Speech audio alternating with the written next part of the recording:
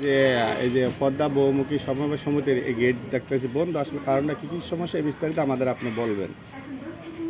ভাই দেখেন, এই সম্পত্তিটা আমরা কিনছি, আমার মায়ের সম্পত্তি, মানে রেকর্ডীয় মালিকের কাছ থেকে কেনা, কিন্তু ওনারা বলতেছে আমরা যে মালিকের কাছ থেকে কিনছি ওনারা সেই মালিকের কাছ থেকে কিনছি, অথচ কিন্তু তাদের কোনো কাগজপত্রই নেই। আমাদের সব কাগজপত্র আছে, রেকর্ডীয় মালিক আমার মায়ের, মানে আমরা খাজনাখালির সব আপডেট, আমাদের কাগজপত্র সব কিছু ঠিক করা, অথচ তারা কিন্তু আমাদের গেট ভিতর থেকে ভেতরেই যাইতে দেয় না, মানে এরকম করতেছে। মানে অনেকদিন যাবত এই পদ্মার লোক আমাদের যাইতে দেয় না। তার নাম কি? জাহাঙ্গীর পাঠান, তারপরে খোকন, মানে এরা আরও অনেকেই আর কি, এরা সবাই আর কি সমিতির সদস্য অনেকে, তারপরে কমিটির লোক যারা যারা আছে এরা সবাই, আব্দুল মালিক। আপনি কি আর দেখবার গেটে আসছিলেন ঢোকার জন্য, আমরা ঢুকতে দেন বাধা সৃষ্টি করছে কে? আমার কথা শেষ করে দিতে, বাধা সৃষ্টি কে করছিল? সিকিউরিটি গার্ড না সমিতি প্রতিপক্ষ লোক কে? এদের নাম বিস্তারিত বইলে আপনি নাম বলেন। হ্যাঁ, সিকিউরিটি গার্ডও আছে, তারপরে মানে পদ্মার লোকও সবসময় এখানে বসা থাকে, যেমন আব্দুল মালিক, তারপরে মুস্তফা, এরা মানে অনেকেই অনেক সময় বসা থাকে আর কি, কিন্তু আমাদের যাইতে দেয় না ভিতরে। আপনার মনে হয় কি আপনার জায়গাকে জবরদখলের কিছু করার চেষ্টা করছে? কে করছে এটা আমাদের একটু বলেন। এটা সমিতির লোক সবাই, আর একটা মানে হাউজিং গ্রুপ আর কি, এরা সবাই মিলে আর কি এই জমিদারে, মানে চারিদিকে তারা জমি অন্য মালিকের কাছ থেকে জমি কিনছে, ঠিক আছে, কিন্তু আমার মায়ের জমির মালিক হয়েছে অন্যজন, কিন্তু ওনারা চারিদিক দিয়ে বাড়িঘর ওনারা করছে, কিন্তু আমার মায়ের জমি ঠিকই খালি আছে, অনেক খালি আছে, কিন্তু আমাদের ওইখানে মানে যাইতেই দিতেছে না ওনারা। পরে প্রশ্ন করেন, আমি শুনছি যে আপনারা একটা মামলা করছেন, মামলার রায় কি আপনারা পাইছেন?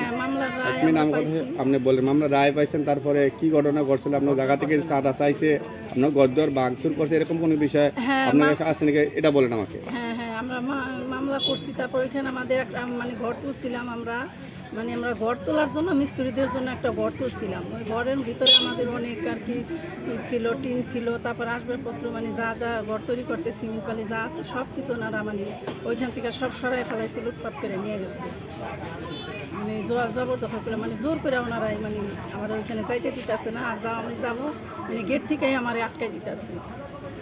মালসা মানে কে নিচ্ছে? মালসা মানে পদ্মার লোকেই, তারপরে যে টিপু সুলতান নামে একজন আছে উনি।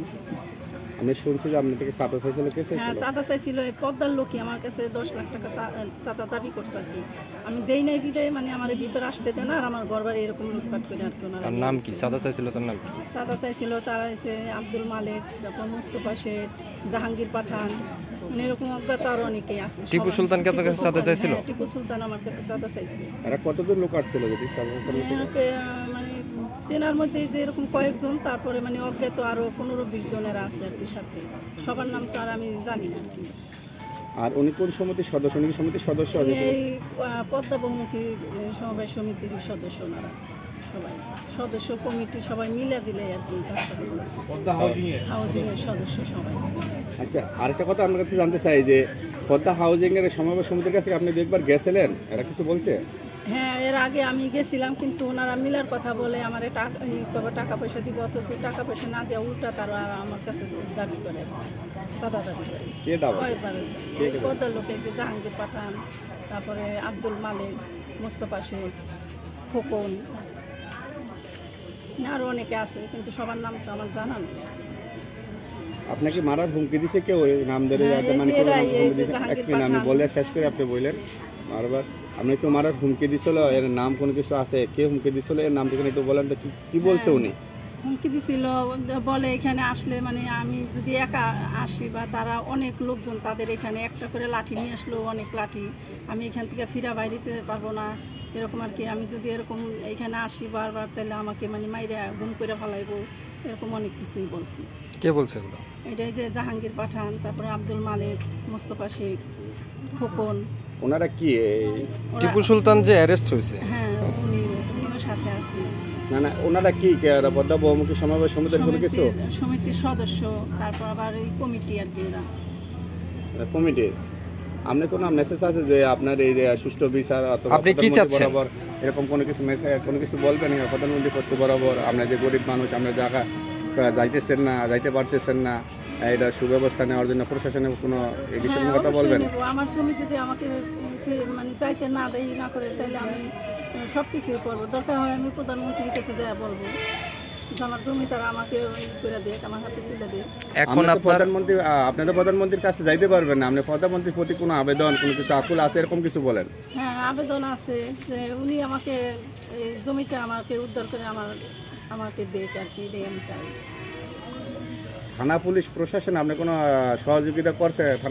থানা পুলিশের কাছে আপনার গেছেন এই বিষয়ে কোনো সহযোগিতা করছে আপনাকে? এই বিষয়ে আমরা জানতে চাই। গেছি যে আমি মামলাও করছি এদের বিরুদ্ধে, কিন্তু ওনারা তো মানে ওগুলো কিছু মানে হইতেছে না, তেমন তারা কোনো ই করতেছে না। থানা পুলিশ আপনার সহযোগিতা করছে কি করেন? হ্যাঁ, করছে, এমনি করছে আর কি। আর কোনো সহযোগিতা চান কি না? হ্যাঁ, আমি চাই, সহযোগিতা চাই, প্রধানমন্ত্রীর কাছে চাই, আমি থানা থেকে সহযোগিতা চাই, কোর্টের সহযোগিতা চাই, আমি সবাই সহযোগিতা চাই। আপনি কি চান? আমি চাই জানি আমার জমিটা সুষ্ঠুভাবে আমার কাছে দিয়ে। এই বিষয়ে